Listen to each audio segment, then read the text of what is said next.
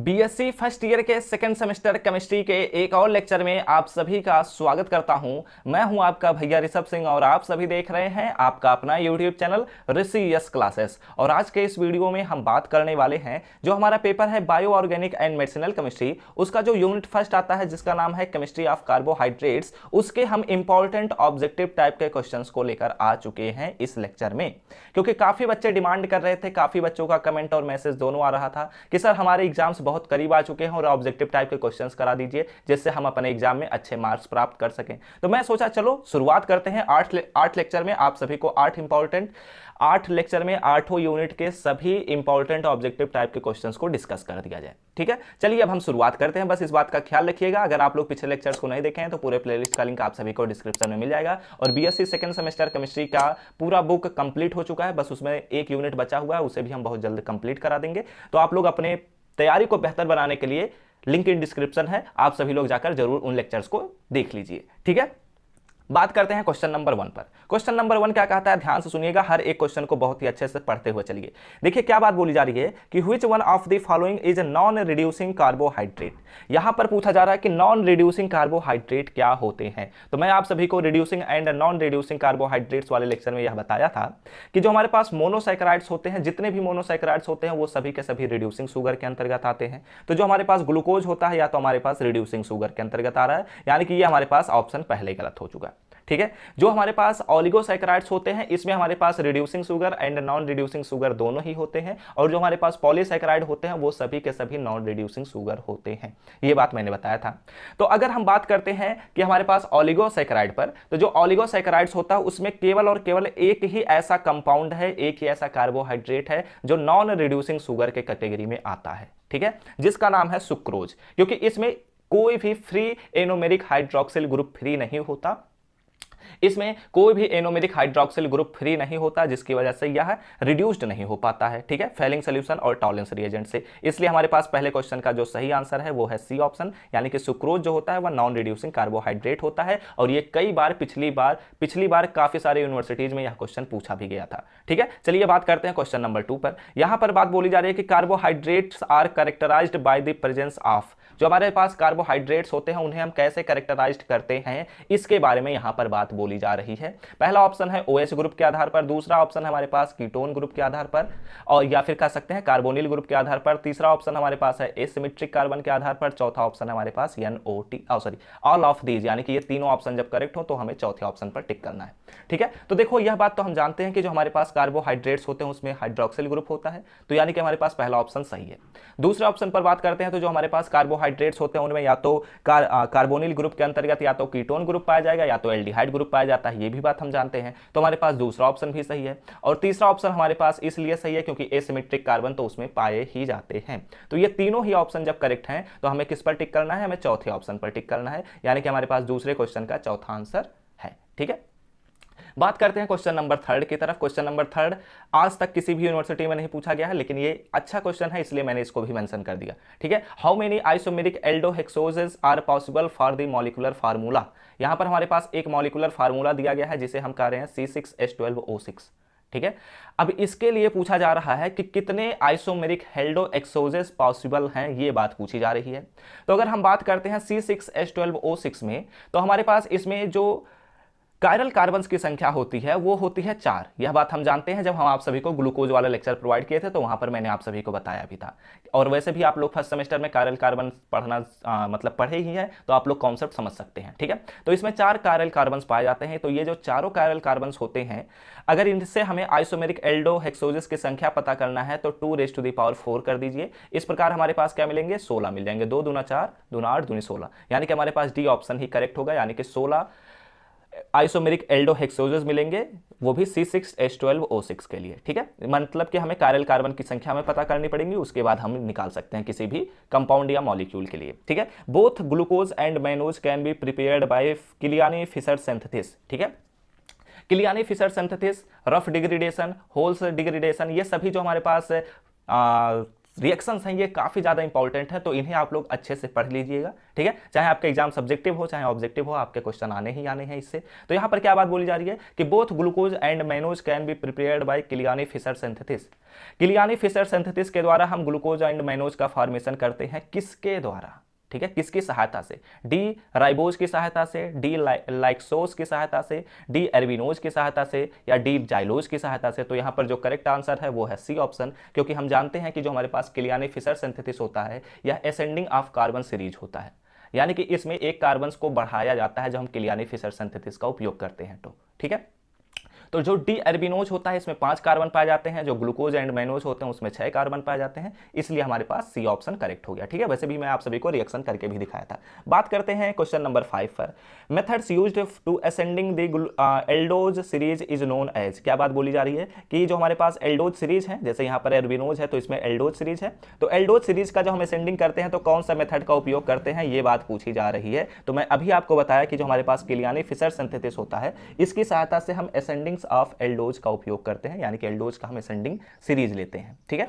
अब चलिए आगे बढ़ते हैं। यहां पर हमारे पास क्वेश्चन नंबर 6 आता है। क्वेश्चन नंबर 6 में हमारे पास बोला जा रहा है कि which one of the following is not a polysaccharide, ठीक है। पॉलीसैकेराइड कौन सा ऐसा ऑप्शन है जो नहीं है, और ये कई बार पिछली बार कई यूनिवर्सिटी में यह क्वेश्चन मेंशन किया गया था, तो इसे अच्छे से पढ़ लो।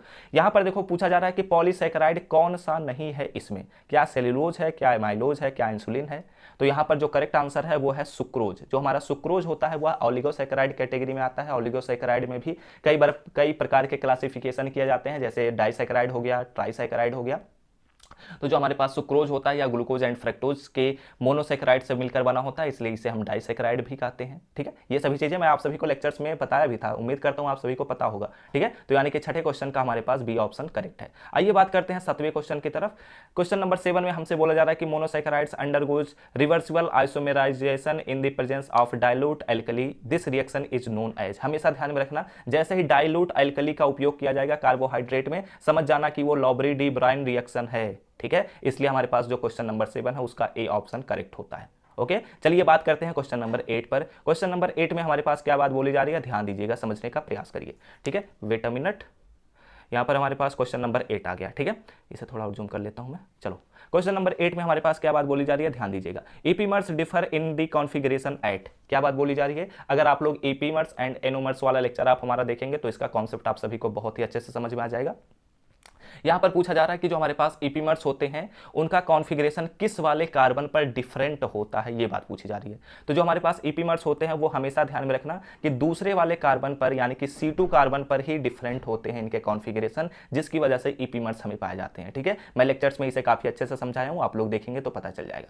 बात करते हैं क्वेश्चन नंबर 9 पर। क्वेश्चन नंबर 9 में हमारे पास क्या बात बोली जा रही है, ध्यान दीजिएगा। यहां पर बोला जा रहा है कि a fresh prepared solution of glucose has specific rotation of +112 but on keeping, यहां पर एन नहीं होगा, यहां पर ऑन होगा, but on keeping for some time it change to +52.7 degree, ठीक है। This phenomena is known as. तो अगर आप लोग म्यूटर रोटेशन का लेक्चर देखे होंगे तो आप लोग को यह क्वेश्चन चुटकियों में ऐसे सॉल्व कर सकते हैं, क्योंकि यहां पर आपसे बोला जा रहा है कि ग्लूकोज जो है वह नया जब प्रिपेयर्ड किया जा रहा है तो उसका स्पेसिफिक रोटेशन 112 डिग्री बताया जा रहा है, यानी कि वह अल्फा डी ग्लूकोज है। मैं आप सभी को कई बार बता चुका हूं यह बात, ठीक है। तो जो हमारे पास अल्फा डी ग्लूकोज होता है उसका स्पेसिफिक रोटेशन हमेशा ध्यान में रखना 112 डिग्री होता है। आप सभी से ऑब्जेक्टिव टाइप के क्वेश्चन में पूछा जा सकता है। और जो बीटा डी ग्लूकोज होता है उसके बारे में भी मैंने बताया था, 18 या 19 होता है, लगभग 19 के करीब आता है। और इस प्रकार अगर उसे जब हम रिड्यूस्ड करते हैं धीरे धीरे करते हुए वह जब बीटा डी ग्लूकोज और अल्फा डी ग्लूकोज एक दूसरे से कन्वर्ट होने लग जाते हैं, तो जब वह अपने रिवर्सिबल पोजीशन पर पहुंचता है, इक्विलिब्रियम पोजीशन पर जब वह पहुंचता है, तो उसके पास केवल और केवल +52.7 डिग्री ऑफ स्पेसिफिक रोटेशन ही रह जाता है। और इस प्रोसेस को, इस फिनोमिना को ही हम कहते हैं म्यूटा रोटेशन, ठीक है। तो क्वेश्चन नंबर 9 का ए करेक्ट आंसर है। बात करते हैं क्वेश्चन नंबर 10 पर। क्वेश्चन नंबर 10 में हमसे बोला जा रहा है the reagent which can be used to distinguish between starch and cellulose. काफी अच्छा क्वेश्चन है, ध्यान दीजिएगा। यहां पर बात की जा रही है कि स्टार्च और सेलुलोज के बीच का मतलब उनके बीच कौन सा ऐसा रिएजेंट उपयोग किया जाता है जिससे हम उनके अंतर को कर सकते हैं, यानी कि स्पष्ट तरीके से हम समझ सकते हैं कि ये स्टार्च कंपाउंड है, ये सेलुलोज कंपाउंड है। तो देखो, इसके लिए एक काफी फेमस साइंटिस्ट थे जिनका नाम था सोल्टज और उन्होंने एक अपने रिएजेंट को दिया था और उस रिएजेंट में हमारे पास था आयोडीन का सोल्यूशन, जिसमें हमारे पास था आयोडीन, जिंक, क्लोरीन और एसी का सोल्यूशन था। ठीक है, तो इसमें देख लेते हैं कौन सा ऑप्शन हमारे पास करेक्ट बनता है। तो हमारे पास ए ऑप्शन है टॉलेंस रिएजेंट। तो टॉलेंस रिएजेंट के द्वारा तो हम reducing and non reducing sugar करते हैं। ठीक है, पता करते हैं। तो यहाँ पर हमारे पास दोनों ही नॉन रिड्यूसिंग शुगर हैं, तो यहाँ पर काम नहीं बन सकता। ठीक है, यहाँ पर हमारे पास फेलिंग सोल्यूशन भी वही काम करता है। और यहाँ पर हमारे पास बी ऑप्शन अगर देखा जाए तो हमारे पास आयोडीन सोल्यूशन है, यानी कि यही ऑप्शन हमारा कल सही होगा, क्योंकि यहाँ पर आयोडीन का सोल्यूशन ही उपयोग किया जाता है। ठीक है, चलिए बात करते हैं क्वेश्चन नंबर 11 पर। क्वेश्चन नंबर 11 में हमसे बोला जा रहा है कि glucose does not restore the pink colour of Schiff reagents, it is due to. क्या बात बोली जा रही है, ध्यान दीजिएगा। जितने भी हमारे पास एल्डिहाइड्स होते हैं वो जब सिफ रिएजेंट से रिएक्शन कराए जाते हैं तो वो रिएक्ट कर लेते हैं और पिंक कलर देते हैं। ठीक है, लेकिन जो हमारे पास ग्लूकोज होता है वह सिर्फ रिएजेंट से रिएक्शन करता ही नहीं है। इसी के पीछे का लॉजिक हमें पता करना है, जबकि ग्लूकोज में हमारे पास एल्डिहाइड ग्रुप होता है। ठीक है, इसका जो करेक्ट आंसर है वो आप लोगों को मैं ऑलरेडी बता चुका हूं, तो A option is the right answer. क्योंकि जो हमारे पास ग्लूकोज होता है वह अपने साइक्लिक स्ट्रक्चर का फॉर्मेशन करने लगता है और उसमें हमारे पास हेमी एसिटल फॉर्मेशन हो जाता है एल्डिहाइड की वजह, एल्डिहाइड ग्रुप हटते हुए। ठीक है, तो इसलिए यहाँ पर ये बात होती है। ठीक है, चलिए बात करते हैं क्वेश्चन नंबर 12 पर। यहाँ पर 12 नंबर के क्वेश्चन में हमसे बोला जा रहा है कि a specific test for the identification of carbohydrate group. देखो यहां पर ध्यान से सुनना, यहां पर बोला जा रहा है कि कार्बोहाइड्रेट, मान लेते हैं कोई कंपाउंड दिया गया है जिसमें एक पोर्शन कार्बोहाइड्रेट का है। ठीक है, तो हम कैसे पहचानेंगे कि वो कार्बोहाइड्रेट ही है, इसके लिए हमें टेस्ट का उपयोग करना है। ठीक है, और वह कौन सा टेस्ट है इसी के बारे में पूछा जा रहा है, तो थोड़ा ध्यान से सुनिएगा मेरी बातों को। जो टॉलेंस टेस्ट है, पहला ऑप्शन टॉलेंस टेस्ट या टॉलेंस रिएजेंट अगर मैं कहूं तो ये इसलिए उपयोग किया जाता है कि reducing and non reducing sugar का पता करता है। ठीक है, यानी कि यह कार्बोहाइड्रेट के अंतर्गत उपयोग किया जाता है। और जो हमारे पास बेंडिक्ट टेस्ट होता है यह भी उसी में उपयोग किया जाता है। जो हमारे पास बी ऑप्शन है, वैसे यहाँ पर स्पेलिंग मिस्टेक है लेकिन फेलिंग सोल्यूशन लिखा गया है या फेलिंग टेस्ट लिखा गया है। तो जो फेलिंग टेस्ट होता है यह भी reducing and non reducing sugar के लिए ही होता है। लेकिन जो हमारे पास मॉलिस टेस्ट लिखा गया है डी ऑप्शन में, मॉलिस टेस्ट, ठीक है, यही एक ऐसा टेस्ट है जिसकी सहायता से हम बता सकते हैं कि किसी भी कंपाउंड में कोई भी कार्बोहाइड्रेट उपस्थित है या नहीं है। ठीक है, इसलिए डी ऑप्शन करेक्ट है और यह बात ध्यान में रखिएगा। इस क्वेश्चन में काफी इंपॉर्टेंट चीजें मेंशन है, तो थोड़ा अच्छे से पढ़ लीजिएगा। ठीक है, बात करते हैं क्वेश्चन नंबर 13 पर। यहां पर बोला जा रहा है कि isomers differ in configuration at asymmetric carbon due to hemiacetal ring formation known as. काफी अच्छा क्वेश्चन, मैं इसे कई बार अच्छे से बता चुका हूं कि इसी प्रोसेस को तो ही हम एनोमर्स कहते हैं। ठीक है, तो आप लोग समझ जाएंगे अगर आप लोग एनोमर्स वाला लेक्चर देखेंगे, तो यहां पर ज्यादा इस पर समय देने की जरूरत नहीं है। चलिए अगले क्वेश्चन पर बढ़ते हैं। यहां पर बोला जा रहा है कि एसिटाइलेशन ऑफ फ्रक्टोज गिव्स। ठीक है, अगर हम क्वेश्चन नंबर 14 पर बात करते हैं कि हमारे पास जो फ्रक्टोज है उसका एसिटाइलेशन करते हैं तो हमें क्या मिलता है, ये बात पूछी जा रही है। तो देखो एसिटाइलेशन ऑफ फ्रक्टोज काफी इंपॉर्टेंट क्वेश्चन है, क्योंकि इसमें हम एसिटिक एनहाइड्राइड से रिएक्शन कराते हैं फ्रक्टोज का, और उसके बाद हमें मिलता है पेंटा, हमारे पास मिलता है फ्रक्टोज पेंटा एसीटेट। ठीक है, तो यानी कि यहां पर अगर हम ऑप्शंस पर बात करते हैं तो हमारे पास पहला ऑप्शन है मोनो एसिटल डेरिवेटिव, दूसरा ऑप्शन है हमारे पास डाई एसिटल डेरिवेटिव, तीसरा ऑप्शन पर बात करते हैं तो ट्राई एसिटल डेरिवेटिव, और चौथा ऑप्शन पर बात करते हैं तो पेंटा एसिटल डेरिवेटिव। तो यानी कि ये हमारे पास पांचवा जो चौथा ऑप्शन है वही सही है। ठीक है, बात करते हैं अगले क्वेश्चन पर, क्वेश्चन नंबर 15। क्वेश्चन नंबर 15 में हमसे बोला जा रहा है कि मेथाइलेशन ऑफ सुक्रोज गिव्स। ठीक है, यानी कि अगर हम सुक्रोज का मेथाइलेशन करते हैं, ठीक है, यानी कि मेथिल अल्कोहल से अगर हम ट्रीटमेंट कराते हैं तो हमें क्या मिलता है, ये बात पूछी जा रही है। तो यहाँ पर मैं डायरेक्ट ऑप्शन बता देता हूँ, यहाँ पर बी ऑप्शन ही राइट होगा, क्योंकि ऑक्टा मेथिल डेरिवेटिव हमें मिलता है। ठीक है, चलिए अगले क्वेश्चन पर बात करते हैं। Question number 16। क्वेश्चन नंबर 16 में हमसे बोला जा रहा है कि which are of the following an on hydrolysis, यहाँ पर on hydrolysis gives only glucose unit. ठीक है, यहाँ पर पूछा जा रहा है कि ऐसा कौन सा कंपाउंड है चारों ऑप्शन में से जिसका हम हाइड्रोलिसिस कराएंगे तो केवल और केवल ग्लूकोज ही प्राप्त होता है, ये बात पूछी जा रही है। तो यहाँ पर अगर हम पहले बी ऑप्शन पर ही बात कर लेते हैं, क्योंकि बी ऑप्शन जो है यह काफी फेमस ऑप्शन है, सुक्रोज। जब हम सुक्रोज का हाइड्रोलिसिस कराते हैं, ठीक है, तो जब हम सुक्रोज का हाइड्रोलिसिस कराते हैं तो हमें मिलता है ग्लूकोज एंड फ्रक्टोज। एंड अगर हम बात करते हैं माल्टोज पर, तो माल्टोज का अगर हम रिडक्शन कराएंगे या हाइड्रोलिसिस कराएंगे तो यहां पर हमें मिलता है ग्लूकोज। हमेशा ध्यान में रखना कि माल्टोज जो होता है वह ग्लूकोज को ही देता है, और माल्टोज वाले लेक्चर में मैं आप सभी को इसके बारे में काफी अच्छे से बताया भी था। ठीक है, तो अगर आप लोग माल्टोज वाला लेक्चर देखेंगे तो आपको यह बात पता चल जाएगी। चलिए बात करते हैं क्वेश्चन नंबर 17 पर। 17 नंबर के क्वेश्चन में हमसे बोला जा रहा है कि hydrolysis of D electrons gives. ठीक है, काफ़ी अच्छा क्वेश्चन है, क्योंकि हमेशा बच्चे याद रखते हैं कि ग्लूकोज का हाइड्रोलिसिस कराएंगे, सुक्रोज का हाइड्रोलिसिस कराएंगे तो क्या मिलेगा, लेकिन यहाँ पर पूछा जा रहा है कि लैक्टोज का अगर हम हाइड्रोलिसिस करा दिए तो क्या मिलता है। ठीक है, तो जो लैक्टोज होता है यह हमारे पास एक डाइसैकेराइड है या ओलिगोसैकेराइड की कैटेगरी में रखा जाता है। तो डी लैक्टोज यानी कि इसमें हमारे पास दो मॉलिक्यूल हैं मोनोसैकेराइड के, तो यानी कि यहाँ पर हमें क्या मिलेगा इसके बारे में पूछा जा रहा है। ठीक है, तो इसमें हमारे पास लैक्टोज अगर हम इसका हाइड्रोलिसिस कराते हैं तो वहाँ पर जो चेन है ऑक्सीजन से जुड़ा हुआ है वो टूटेगा और हमें दे देगा क्या, एक ग्लूकोज बना लेगा और एक ग्लैक्टोज। हाँ, तो यहाँ पर हमारे पास बी ऑप्शन सही है, क्योंकि इसमें हमारे पास जब डी लैक्टोज को हम तोड़ेंगे या हाइड्रोलिसिस कराएंगे तो हमें ग्लैक्टोज और फ्रक्टोज मिलता है। ठीक है, यह बात ध्यान में रखिएगा। चलिए अब हम बात करते हैं नेक्स्ट क्वेश्चन पर। नेक्स्ट क्वेश्चन में हमसे क्या बात बोली जा रही है, ध्यान दीजिएगा। यहाँ पर हमसे बोला जा रहा है क्वेश्चन नंबर 18 में कि invert sugar is, wait a minute, यहाँ पर मैंने क्वेश्चन नंबर 17 में क्या बोला है, बी ऑप्शन शायद मैंने टिक किया ना, बी ऑप्शन नहीं ए ऑप्शन सही है, क्योंकि इसमें ग्लूकोज एंड गैलेक्टोज है, वहां पर तो ग्लैक्टोज एंड फ्रक्टोज दिया गया है। ठीक है, तो यानी कि बी ऑप्शन गलत है, क्योंकि मैंने आप सभी को बताया ना कि जो हमारे पास डी गैलेक्टोज होता है, ठीक है, उसका जब हम हाइड्रोलिसिस कराते हैं तो एक यूनिट हमें ग्लूकोज का मिलता है और एक हमारे पास ग्लैक्टोज का मिलता है। यहाँ पर भी स्पेलिंग मिस्टेक है, लेकिन उसे इग्नोर करिए और ध्यान दीजिए। ठीक है, बात करते हैं क्वेश्चन नंबर 18 पर। Invert sugar is, invert sugar कौन सा है, क्या वह सुक्रोज है, mixture of glucose plus fructose है, मैनोज है या नन ऑफ दीज है। ठीक है, तो इसमें आपको सबसे पहले यह समझना होगा कि इन्वर्ट शुगर क्या है। तो एक्चुअली इन्वर्ट शुगर को हम सुक्रोज नहीं कह सकते।